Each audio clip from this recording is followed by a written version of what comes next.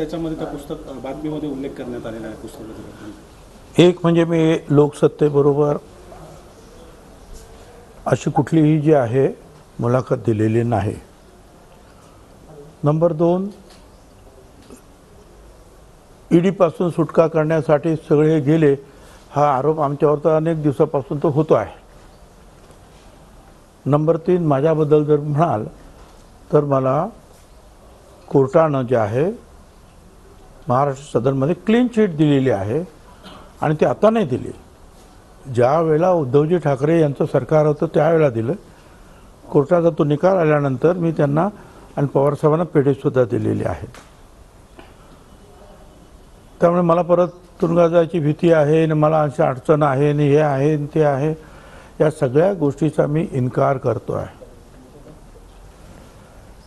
आताच आणि हे सगळ्यांना आम्ही नेहमी सांगतच आलेलो आहोत की आम्ही विकासासाठी आलो. बरं, आता 54 लोकांनी ज्या सह्या केल्या होत्या की आपण सरकारमध्ये गेलं पाहिजे, त्यांच्यावर काय सगळ्यांच्यावर काय ईडीची केस नव्हती? किंवा आता जे काही आमच्याबरोबर आहेत काय 40, 45, 40, 42 काही लोक, त्यांच्यावर काय सगळ्यांवर काय ईडीची केस नव्हती?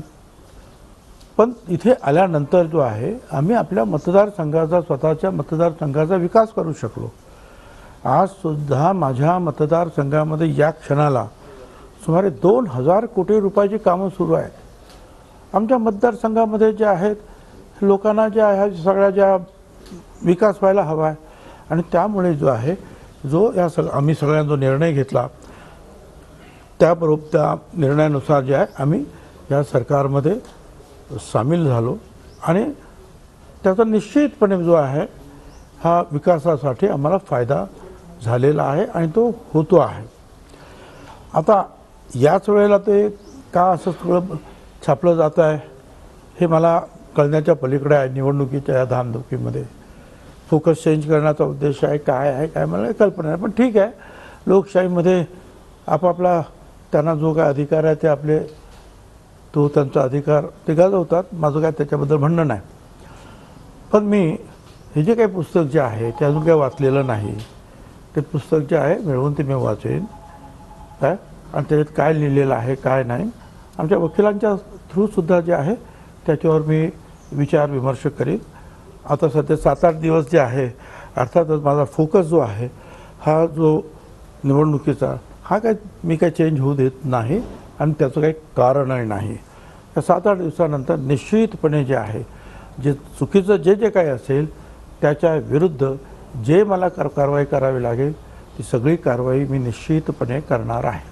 राजदीप सरदेसाई काही वेळापूर्वी असं म्हणाले आहेत की मी पुस्तकामध्ये वस्तुस्थिती लोकांसमोर मांडलेली आहे, याबद्दल अधिक जे आहे ते तुम्ही स्वतः भुजबळ साहेबांनाच विचारा. मी सांगितलं ना तुम्हाला, मी पुस्तक ते वाचणार आहे, माझ्या वकिलांना सुद्धा ते देणार आहे काय आणि काय नको त्या गोष्टी माझ्या तोंडाच्या टाकलेल्या आहेत. आणि मी तर तुम्हाला स्वतःच सांगितलेलं आहे आता की माझी केस उद्धव ठाकरेंच्या मंत्रिमंडळात असतानाच सुटलेली आहे काय, हे पण सगळ्यांनाच माहिती आहे. त्यामुळे आता ठीक आहे, निवडणुकीच्या याच्यामध्ये धामधुमीमध्ये जे आहे काय हेतू आहे या सगळ्या गोष्टी अशा रीतीने जे आहे प्रकाशित करण्याचा याचा मला काही कल्पना नाही. पण याच्यावर आम्ही लक्ष ठेवून आहोत आणि निवडणुकीनंतर जे आहे आमच्या वकिलांकडून जे काही मला काय करता येईल त्याबद्दल मी निश्चितपणे कारवाई करणार आहे.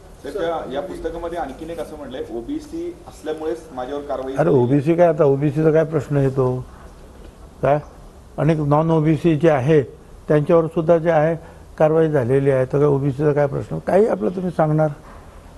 सर हिंदी में आपके फर्स्ट रिएक्शन एक मराठी होतं. हाँ, जो खबरें चल रही है जो किताब के बारे में, देखिए मैं उस सब का जो इनकार कर रहा हूँ और फिलहाल जो है अभी इलेक्शन का माहौल शुरू है.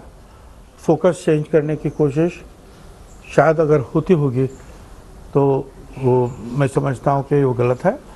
हमारा फोकस आजकल